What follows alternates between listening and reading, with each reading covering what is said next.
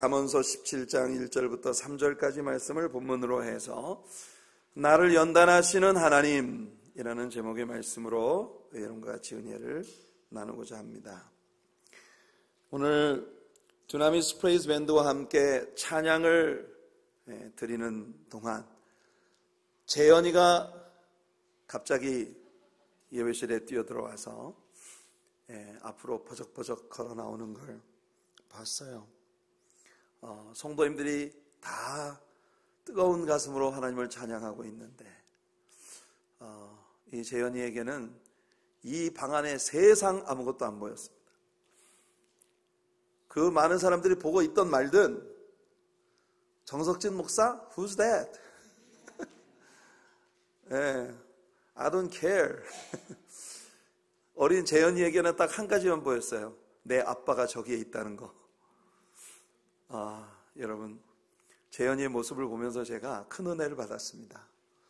우리의 삶이 저래야 하지 않을까?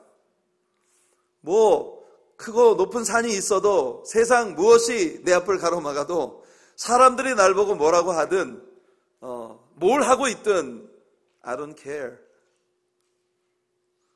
내 아버지가 저기 있기 때문에 그냥 그 자리에 있어도 전혀 부끄러울 것이 없고 생각할 것도 없고 마음이 행복할 수밖에 없는 그래서 우리 하나님은 어린아이 같지 않으면 하나님의 나라에 들어갈 수 없다고 하신 것이 아닐까 생각해 봅니다. 찬양을 하는 내내 여러분들이 너무 아름다워 보였습니다.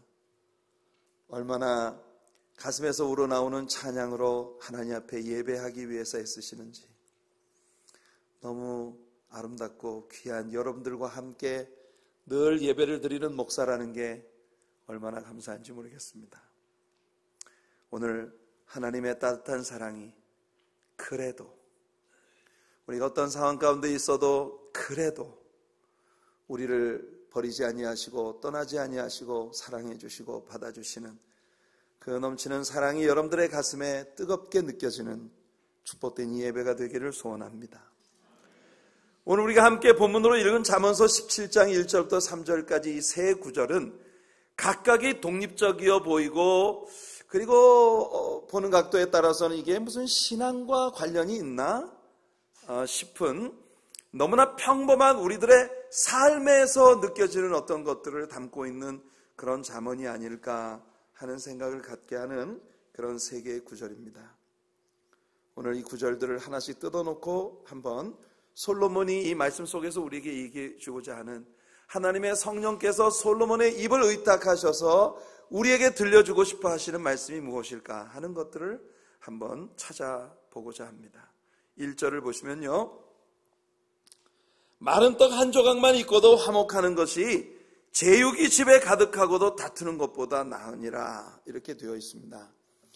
이 잠언을 보면 그냥 아무리 좋은 음식을 산의 진미로 차려놓고 매일 먹어도 그렇게 매일 좋은 것을 먹을 수 있을 만큼 부자라 하더라도 맨날 집안 식구들끼리 찢고 까불고 싸우고 다투고 이렇게 복잡하게 살아가는 것보다는 집안에 말라빠진 떡 한 조각만 있어도 온 가족들이 화목하게 지내는 편이 훨씬 낫다라고 하는 그런 일반적인 교훈으로 우리가 받아들일 수 있겠습니다. 그러나 여러분, 이 구절은요, 우리가 생각하는 것보다 훨씬 더 깊은 의미를 갖고 있습니다. 잠언서 15장 17절에도 보면은 이 구절이 이렇게 표현이 되어 있습니다. 채소를 먹으며 서로 사랑하는 것이 살찐 소를 먹으며 서로 미워하는 것보다 나으니라. 오늘 1절 말씀과 이 잠언서 15장 17절의 말씀은 내용이 좀 달라요. 그런데 흥미로운 건 뭐냐면은 영어 성경에 킹 제임스 버전에서 이 구절을 읽으면 이 두 개의 구절이 아주 똑같은 단어들로 구성된 똑같은 문장으로 되어 있다는 것입니다. 킹 제임스 버전에서 이 구절을 보면 이렇게 되어 있어요. Better is a dry morsel and quietness therewith than an house full of sacrifices with strife. 이렇게 되어 있거든요. Better is a dry morsel and quietness therewith. 이 말이 무슨 말입니까? 아주 말라빠진 한 조각, 말라빠진 떡 한 조각 밖에는 없어도 그 안에서 quietness, 아주 평안함을 누릴 수 있는 것이 낫단 말이에요. better than what? 무엇보다 낫다는 말입니까? than an house full of sacrifices with strife. 자, 여기에 이제 제가 이 킹 제임스 버전을 여러분들에게 읽어드린 이유가 나오는 것입니다. 우리 성경에서는 우리 오늘 본문 17장 1절에서는 제육이 집에 가득하고 제육볶음 생각이 납니다. 제육.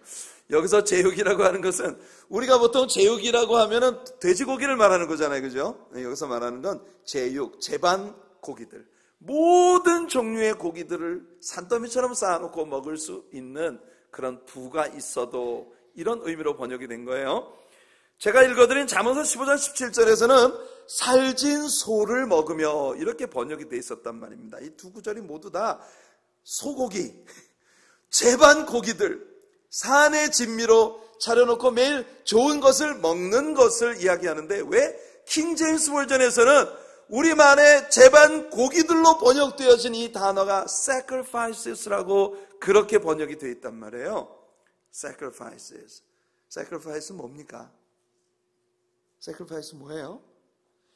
예, 희생이란 말이에요. sacrifice 희생인데 이 sacrifice가 구약 성경에서 쓰여질 때 이 sacrifice는 무엇을 의미하냐면 하나님 앞에 올려드리는 제사, 예배를 의미하는 단어예요. sacrifice. 그러니까 우리 성경에서는 이 단어가 고기, 아주 굉장히 비싸고 좋은 먹거리로 인식이 되었는데 킹 제임스 버전에서는 이 구절에 sacrifice라고 하는 것은 당연히 소나 양이나 이런 짐승들을 잡아 하나님 앞에 올려드리는 그런 제사니까 여러분 제사가 많으면 고기가 많습니다. 그 집에.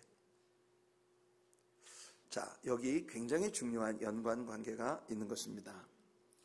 킹 제임스 버전에서 우리말 성경에서의 화목을 quietness라고 번역을 하고 있습니다. 고요함, 평온, 안정.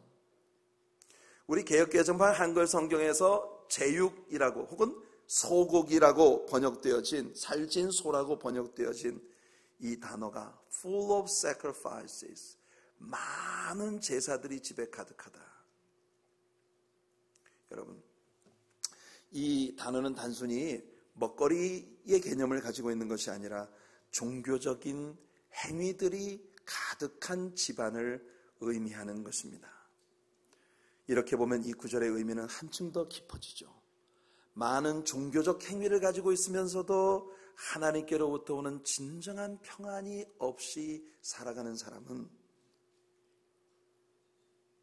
아주 마른 떡 한 조각밖에는 없지만 하나님과의 화목 가운데에서 은혜와 평강을 누리며 살아가는 사람에 훨씬 미치지 못한다는 걸 이 잠언이 우리에게 보여주는 것입니다. 여러분, 이 구절이 우리들에게 가르쳐주는 아주 중요한 진리는 어떤 신앙적인 활동을 왕성하게 한다는 것이 그것이 곧 좋은 신앙을 보여주는 것이라고 말할 수 없을지도 모른다는 거예요.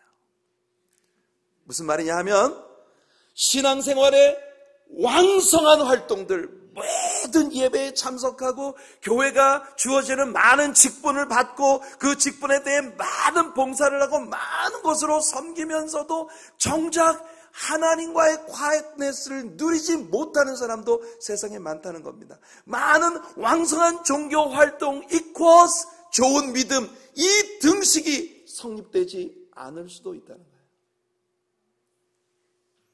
고민이 좀 많이 돼야 하는 일입니다.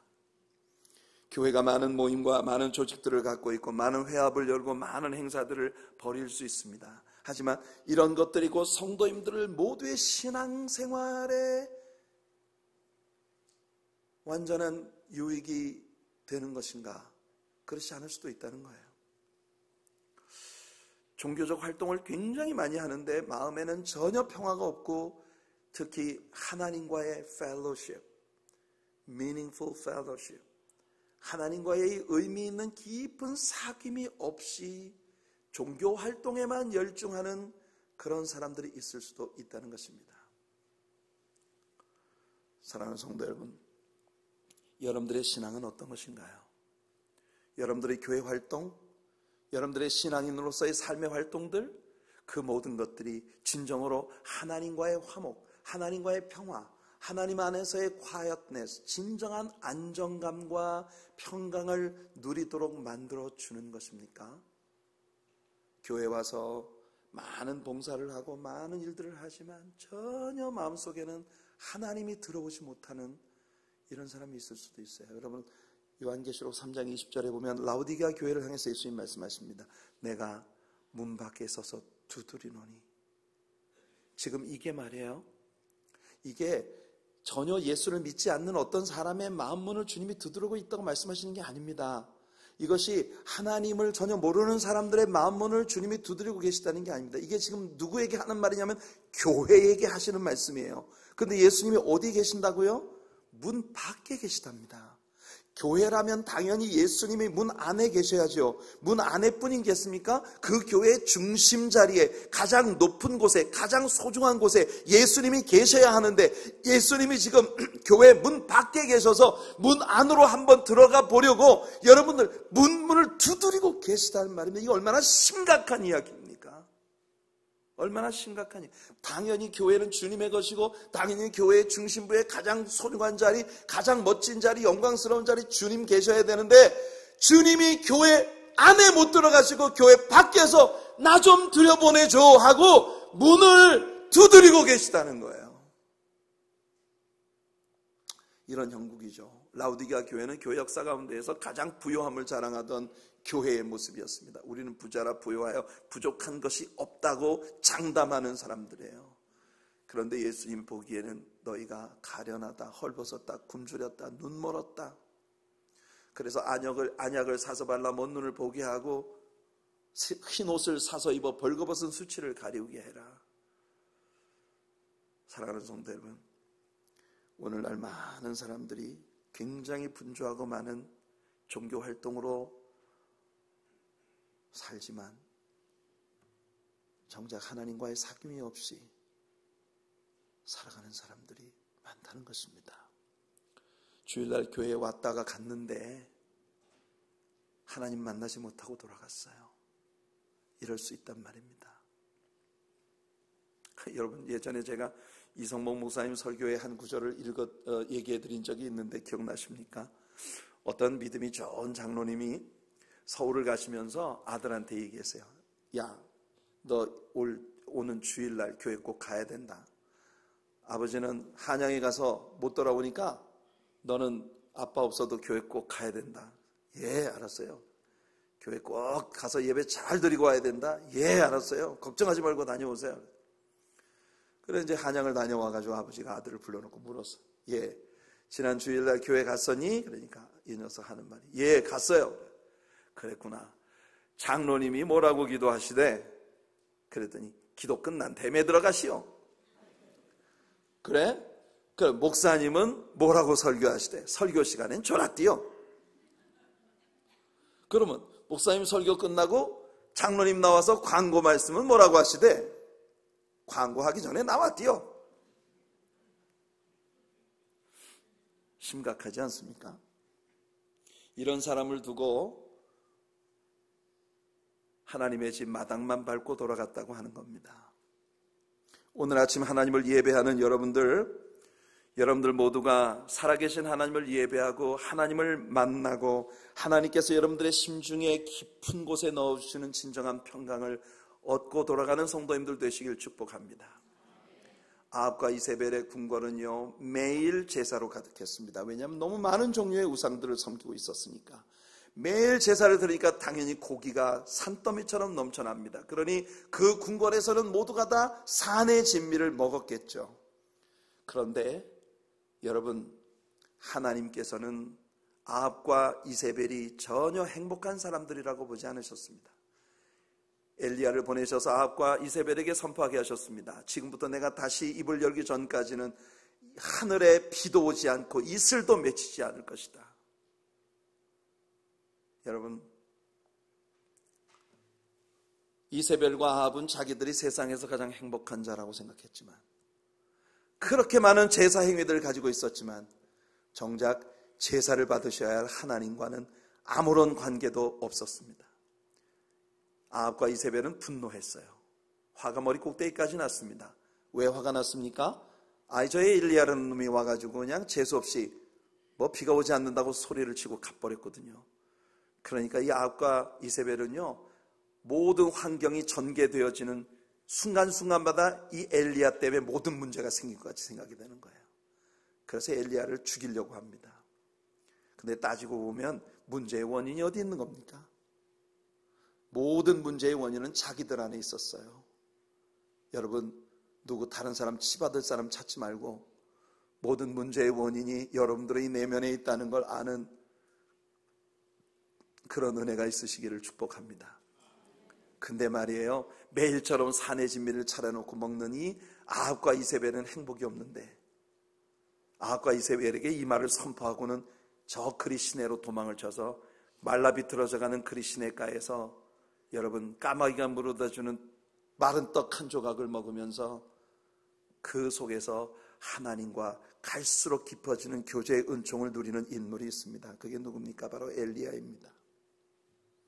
여러분, 마른 떡 한 조각을 놓고도 하나님과 깊어가는 quiet time, 이 세상이 온통 내 주변에서 다 곤두박질을 치고 난리가 벌어져도 하나님이 내 마음 깊은 곳에 넣어주시는 그 깊은 평화를 빼앗아갈 자가 아무도 없다는 거예요.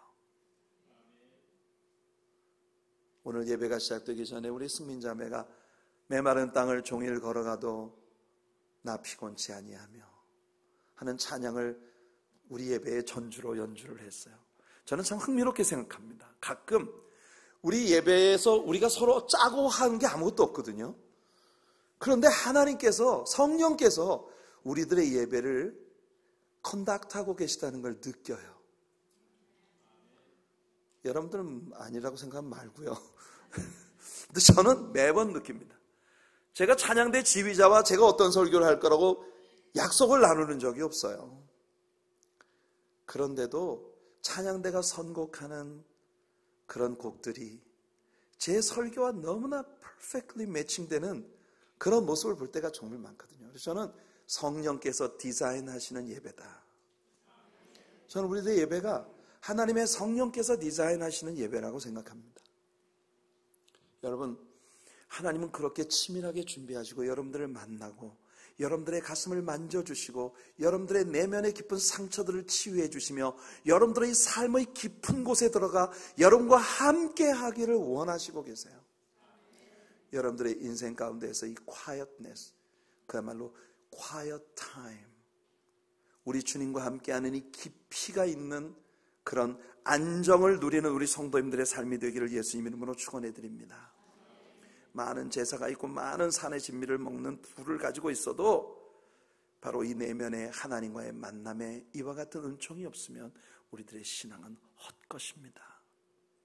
여러분들이 교회 안에서 근사한 타이틀을 받고 대단한 의미 있는 뭔가를 하는 것처럼 생각하면서 여러분들이 열심을 내더라도 정작 하나님께는 아무 상관도 없는 일에 늘 바쁘게 살아가는 것일 수도 있다는 겁니다. 늘 저는 생각해요. 찬양대에 앉아서 찬양을 드리는 분이 예배의 가장 깊은 곳까지 들어가야 되는데 그러지 못할 위험성이 제일 큰 자리에 있어요. 프레이즈 밴드가 찬양을 할 때 프레이즈 밴드의 찬양을 통해서 우리 모든 성도님들이 많은 은혜를 받습니다. 그런데 정작 이 악기 앞에 앉아있는 사람들은 이 찬양 속에 들어가지 못할 수도 있어요. 목사가 예배를 인도하는 사람입니다. 그런데 정작 그 예배 속에 깊이 들어가기 가장 어려운 사람이 목사일 수도 있습니다. 성도 여러분, 오늘 아침 살아계신 주님을 예배하고 계십니까? 오늘의 여러분들의 예배가 하나님과의 만남의 본질 그 자체를 누릴 수 있는 것이 되시기를 예수님 이름으로 축원해 드립니다. 바로의 궁궐에서 모세는 뛰쳐나왔습니다. 바로의 궁궐 역시 아합과 이세벨의 궁궐만큼이나 많은 제사들이 있었고 산의 진미가 있었습니다. 그러나 모세는 궁궐에서 나와 미디안 광야에 가서 여러분 마른 떡 한 조각만을 들고 힘겨운 광야에서의 40년을 보내야 했었습니다. 그 황량한 광야에서 모세는 그 영화롭고 찬란했던 모든 것들을 뒤로하고 오직 하나님의 임재 앞에 서는 것을 훈련받았던 것이에요. 그러던 어느 날 하나님께서 호렙산 불꽃 가운데서 그를 부르셨습니다. 하나님을 직접적으로 아련하는 복을 얻었습니다. 가시덤불에 타오르는 불꽃이 모세가 보기에 태워도 재가 되지 않는, 진주처럼 영롱한 아이가 아니고 태워도 재가 되지 않는 그 가시덤불에 타오르던 그 뜨거운 불꽃이 모세의 가슴에 옮겨 붙었습니다. 광야에 나가 40년을 보내며 처절하게 낮아지고 깨어지고 벗겨지고 완전히 무너져 내린 경험을 했던 그 모세가 그 심중에 타오르는 불꽃을 안고 하나님의 세워주신 사명의 현장으로 돌아온 것입니다. 오늘 이 예배가 여러분들 모두에게 그런 예배가 되기를 축복합니다. 오늘 여러분들의 심중에 태워도 재가 되지 않는 남아있는 생의 전부를 불꽃같이 아버지 영광을 위해 불사를 수 있는, 오늘 우리 두나미스 프레이스 밴드와 함께 우리 함께 찬양했어요. 불을 내려주소서, 불을 내려주소서. 제단 위에 타오르는 불꽃처럼 열방을 태우는, 열방을 세우는, 열방을 비춰주는 불꽃으로 살아가도록 하나님 나를 태워 주시옵소서. 여러분들의 예배가 그런 예배가 되시기를 바랍니다. 인생이 예배로 가득한데 하나님과의 quietness가 없이 살 수도 있다는 것을 솔로몬이 우리에게 얘기해 주고 있는 겁니다. 그 다음 두 번째 구절을 보면 솔로몬이 이런 얘기를 합니다. 슬기로운 종은 부끄러운 짓을 하는 주인의 아들을 다스리겠고 또 형제들 중에서 유업을 나누어 얻으리라, 이렇게 말을 합니다. 여러분, 슬기로운 종은 부끄러운 짓을 하는 주인의 아들을 다스리겠다. 쉽게 말해서 슬기로운 종이 부모를 창피하게 만드는 못난 아들보다 낫다. 그래서 어쩌면 비록 이 사람이 종이지만은 그 형제들 중에서 유업을 나누어 얻을 수도 있다. 성경에 보면은 그런 종이 있었습니다. 그게 누구냐면 아브라함에게 아들만큼 소중했던 엘리에셀이라고 하는 그런 종이죠. 창세기 15장 2절을 보면 하나님께서 아브라함에게 내가 너의 상급이 되겠다 말씀하시자 아브라함이 하나님께, 하나님 저에게 무슨 상을 주시려고요? 전 물질이라면 이만하면 충분합니다. 제게 아들이 없습니다. 아들이 없는데 많은 상속이 있으면 뭐 하겠습니까? 제 상속은 저 다메섹의 엘리에셀이 가져갈 것입니다. 아브라함이 이르되 주 여호와여 무엇을 주시려 하나이까? 나는 자식이 없사오니 나의 상속자는 이 다메섹 사람 엘리에셀이니이다. 이 고백 속에는 아들을 달라는 간구가 들어있었습니다. 그런데 이 엘리에셀이라고 하는 종의 모습을 보면 이 사람은 얼마나 충성스럽고 신실한지, 아브라함에게 정말 아들 같은 종이었고, 그리고 만일 아들이 없다면 이 종에게 모든 것을 상속으로 물려주겠다는 마음을 가질 만한 그런 아들이었습니다. 성경에는요, 아버지를 창피하게 만들었던 아들이 있습니다. 다윗의 아들 압살롬이 그런 아들 중 하나죠. 실로 압살롬은 다윗의 수치였습니다. 오히려 다윗의 곁에 있던 많은 장군들이 그렇게 못난 아들놈보다 훨씬 나았습니다. 그런데 말입니다, 솔로몬이 우리들에게 들려준 이 두 번째 잠언도 첫 번째 잠언처럼 그렇게 단순히 문자적으로 우리가 겉에 읽혀지는 것만 보아서는 안 될 중요한 의미가 담겨 있습니다. 이 세상에는 하나님의 자녀가 아닌데 하나님의 자녀들을 다스리는 사람들이 있습니다. 어떤 때는 하나님의 자녀들이 누릴 영광과 축복을 나누어 갖는 사람들도 있습니다. 생각해 보세요. 얼마나 많은 하나님의 자녀들이 하나님에게 기쁨이 되지 못하고 부끄러운 자녀들로 남아있는지. 수많은 크리스천들이 오늘도 노미널 크리스천으로 오직 명분만 가지고 있는 신자들로 세상을 삽니다.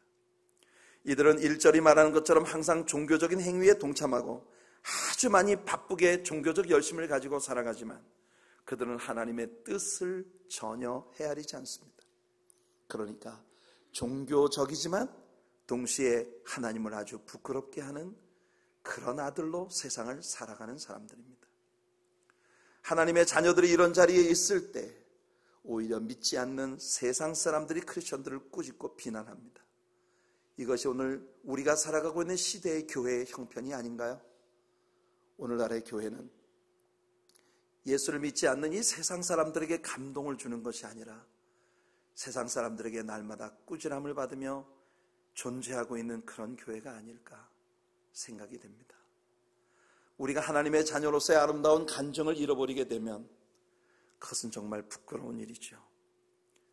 물론 그리스도 밖에 있는 사람들이 크리스천들을 나무랄 만한 도덕적 수준을 가지고 있다 하더라도 그것 가지고 그들이 구원을 받았다고는 말할 수 없습니다. 왜냐하면 우리들의 수준은 누구나 율법의 의로 하나님 앞에 속량함을 받을 육체가 아무도 없다는 것이 성경의 선포이기 때문입니다. 그러니까 여전히 우리는 아들이고 딸들입니다. 우리는 하나님의 자녀들입니다. 부족하고 못났어도 그래도 우리는 하나님의 자녀들입니다. 우리가 아버지를 부끄럽게 하는 일들이 종종 있어도 여전히 그래도 우리는 하나님의 자녀들입니다. 그것이 오늘 주경배 찬양대가 찬양을 내내 선포한 그런 복음이 아니겠습니까, 여러분? 사랑하는 성도 여러분, 아브라함이 실수했을 때 그는 이방인들에게 하나님의 사람으로서의 아름다운 간증을 잃어버렸고 이방 왕인 바로가 그리고 아비멜렉이 아브라함을 책망해야 했습니다. 다윗이 실수했을 때 그 실수는 하나님의 원수로 행하던 사람들에게 얼마나 쾌재를 부르는 일이 되었던가요? 저와 여러분들은 하나님의 자녀들입니다. 우리 하나님을 부끄럽게 하는 자녀들이 되지 않기를 원합니다. 하나님의 성령께서 우리 안에 오셔서 우리의 삶을 변화시켜 주시고 우리가 진정으로 하나님의 축복을 세상에 자랑할 수 있는 그런 자녀들로 설 수 있게 되기를 예수님의 이름으로 축원해 드립니다. 창세기를 공부할 때 우리는 이삭이라는 아들을 봅니다. 여러분, 이 이삭은 그의 삶의 여러 가지 국면에서 예수 그리스도를 모형적인 그림자로 우리에게 보여주던 아주 중요한 인물이었습니다. 그는 예수님처럼 온유했고 희생적이고 순종의 사람이었습니다.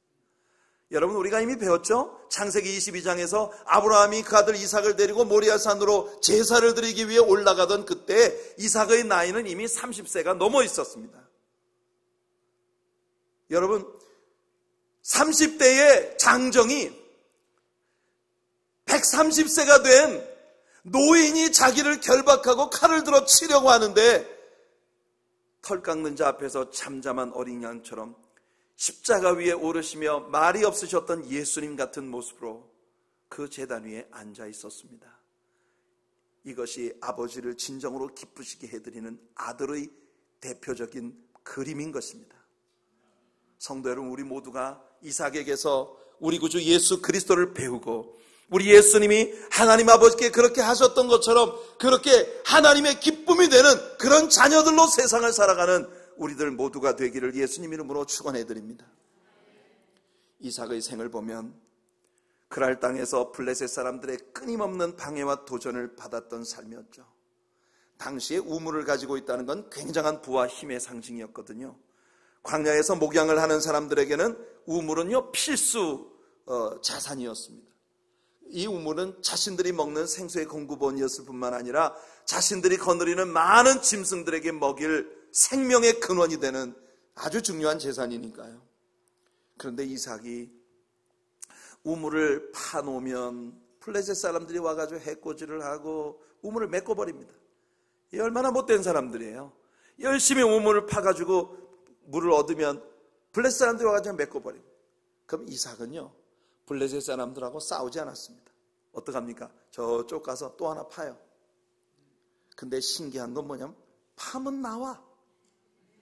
여러분, 이게 얼마나 기적인지 여러분은 모르시죠? 지금은 말입니다, 우물을 파려면 수맥이 어디로 흐르는지를 탐지할 수 있는 센서가 있단 말이에요. 그래가지고 기계를 가지고 딱 가보면 수맥이 있는 곳에서 이게 반응을 하거든요. 여기 파자. 파면 물이 나옵니다. 근데 옛날엔 이런 거 없었단 말이에요. 더군다나 팔레스타인 땅에서 얼마나 물이 없는 황량한 광야에서 우물 하나를 파갖고 물을 얻으려면요, 몇 군데를 뚫어야 돼요. 수십 군데를 뚫어도 물을 얻지 못하는 경우도 있을 수 있습니다. 근데 희한하게 파면 나와. 이게 은혜예요. 여러분, 우리 하나님 앞에 사랑받는 자녀들이 되시기를 축복합니다. 인생 살아가면서 사람들이 불가사의하게 생각할 만큼 그저 파면 쏟아지는 복이 여러분과 함께 하시길 바랍니다. 네, 오늘 설교 중에 아멘이 제일 큰 부분이었습니다. 네, 그럼요. 여러분들 이삭과 같이 하나님의 그런 복을 누리시길 바라요. 자, 싸움을 걸어오는 사람한테 싸움을 하지 않았어요. 이삭은 싸워서 얻을 수도 있었습니다. 그렇지만 싸우지 않고 피해갑니다. 여기 와 메꾸면 저희 가서 또 파고, 그럼 하나님이 또 물을 주세요. 또 와서 메꿉니다. 그럼 저희 가서 또 파. 하나님이 또 물을 주시는 거예요. 그럼 와서 또 메꿉니다. 저쪽 가가지고 또 파요. 또 물이 나와. 또 메꿔요. 이삭이 바보입니까? 여러분들 보기엔 바보 같죠? 오늘 인생을 이렇게 사는 사람들을 세상 사람들은 다 바보라고 말할 겁니다. 그러나 하나님은 이삭을 사랑하셨습니다.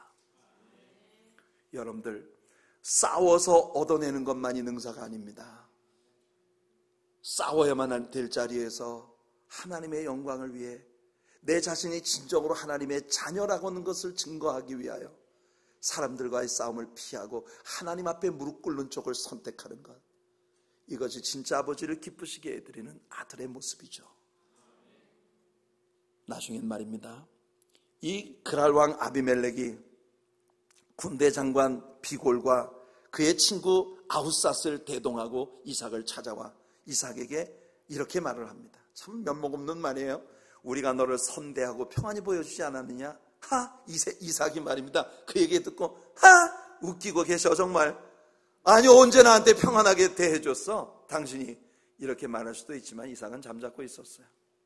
그 다음에 아비멜렉이 뭐라고 말을 하는고? 여호와 하나님이 너와 함께 하시는 것을 우리가 분명히 보았노라. 주님과 함께 동거함을 만민이 알게 하옵소서. 이것이 우리들의 노래입니다.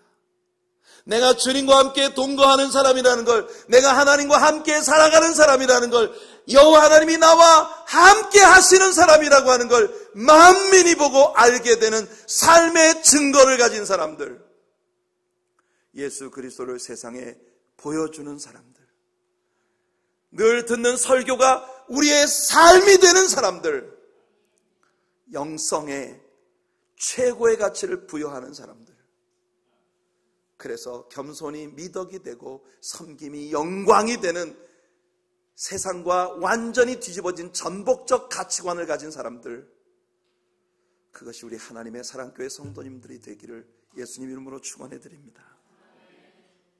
솔로몬의 마지막 오늘 본문에서의 세 번째 잠언을 봅시다. 그래서 솔로몬은 말합니다. 도가니는 은을, 풀무는 금을 연단하거니와 여호와는 마음을 연단하시느니라.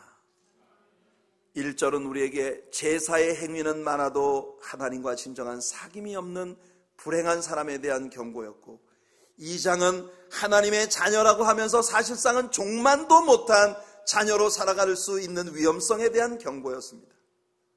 자, 우리는 각각 연관이 없는 완전히 독립된 잠언처럼 보이는 세 개의 잠언을 본문으로 선택했습니다.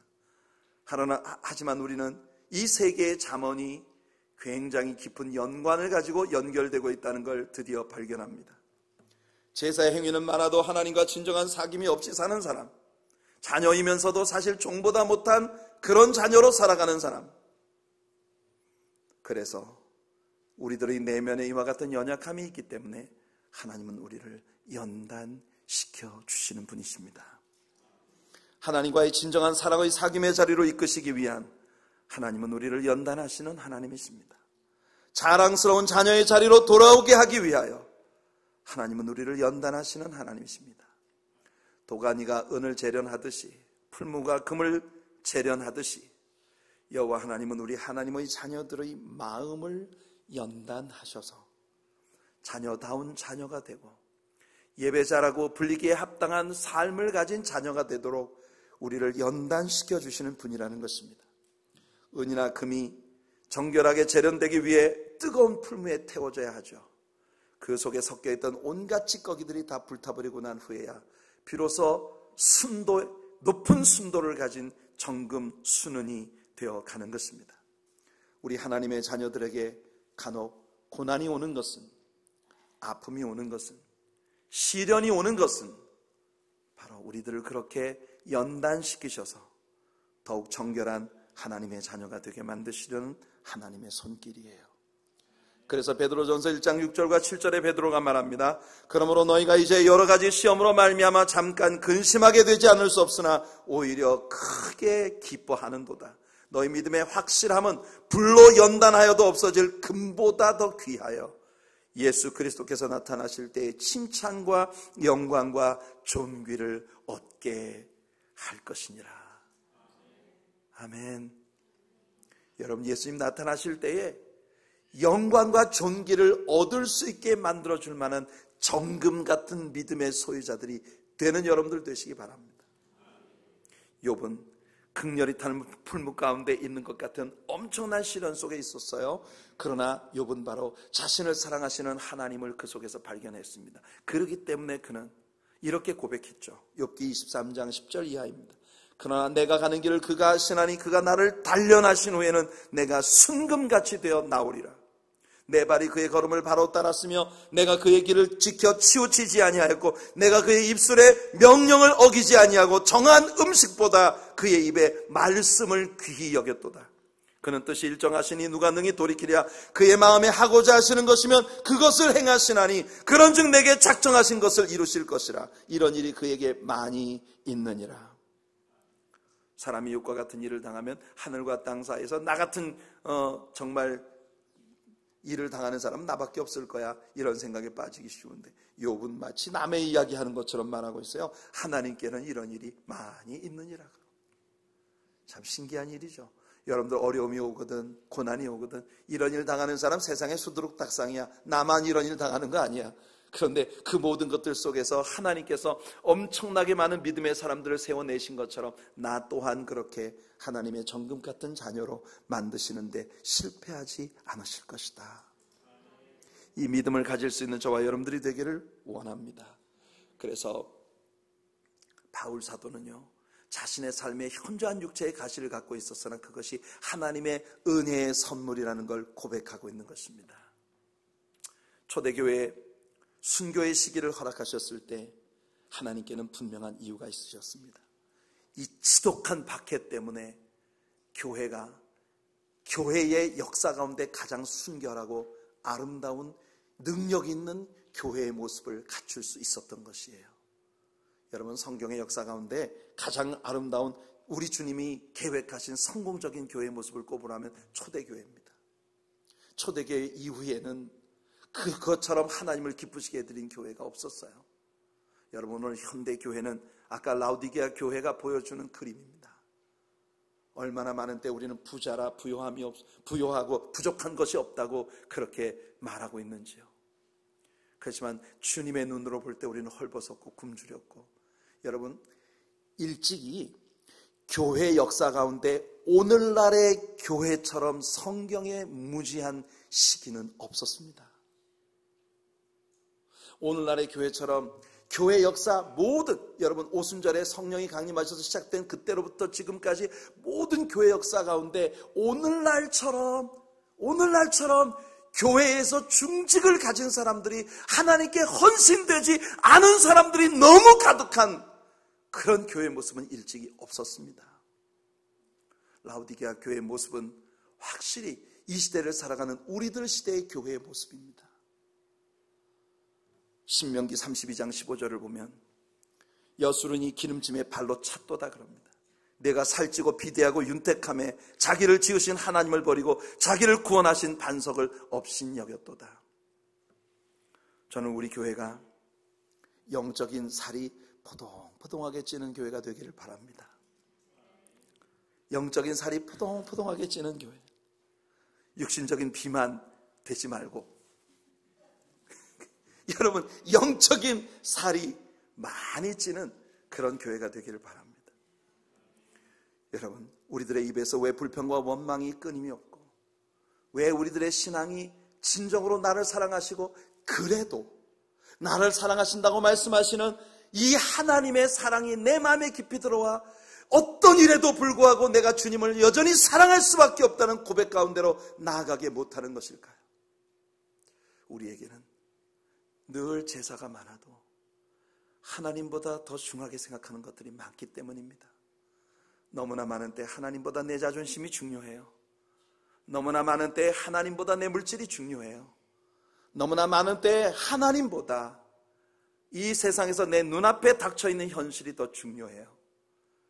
그래서 우리는 일찍이 교회 역사 가운데 유례없는 복을 누리는 세대에 살고 있으면서도 세계 기독교 역사 가운데 가장 원망과 불평이 많은 교인으로 살아가고 있는 것이죠.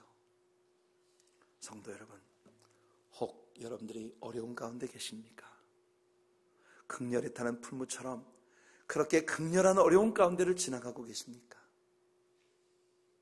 감사하십시오. 하나님께서 그 속에서 여러분들을 지켜내실 뿐만 아니라 그 일들을 통해 진정으로 하나님의 기쁨이 되는 자녀로 여러분들을 세워가시고 계신 중이기 때문입니다. 그 하나님을 믿으시는 저와 여러분들이 되기를 예수님 이름으로 축원해 드립니다. 기도하겠습니다.